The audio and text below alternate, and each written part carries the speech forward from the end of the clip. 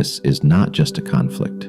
This is a story of land, of home, of a people who once lived in peace, now fighting to survive. This is the story of Palestine, a land of olives, prophets, and tears. And this is how it was taken away. Before the tanks, before the missiles, before the checkpoints, there was life. Palestine, for centuries, was a land of diversity. Muslims, Christians, and Jews lived together, not always in perfect harmony, but they shared the land. They traded in the same markets, visited the same doctors, sent their children to the same schools. It wasn't perfect, but it was home.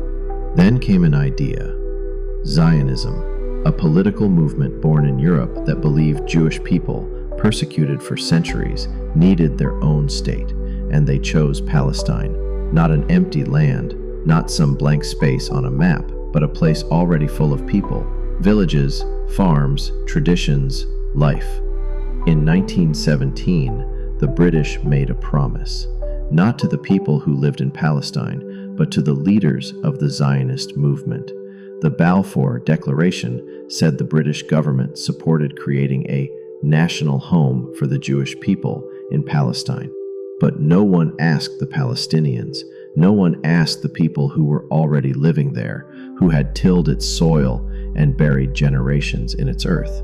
Over the next few decades, Jewish immigration to Palestine increased, some fleeing persecution in Europe, others coming with the goal of establishing a state. To Palestinians, it felt like the land was being taken piece by piece, quietly, then openly. It wasn't about religion. It was about rights, about land, about dignity. Then came 1948. For Israelis, it's the year of independence. For Palestinians, it's the Nakba, the catastrophe. More than 750,000 Palestinians were forced from their homes. Entire villages were wiped off the map. Families fled with nothing but their keys, believing they would return in a few days. They never did. Homes were taken. Fields were seized. Refugees scattered across camps in Lebanon, Syria, Jordan, Gaza, the West Bank. Children grew up stateless. A grandmother's story became a granddaughter's identity. In 1967, another war and more land lost. Israel took control of the West Bank, East Jerusalem, and Gaza. And for Palestinians, life under occupation became normal. Checkpoints, soldiers, permits to travel, land confiscation. Their towns were cut off, their water was redirected, and Israeli settlements, illegal under international law, kept expanding across Palestinian land.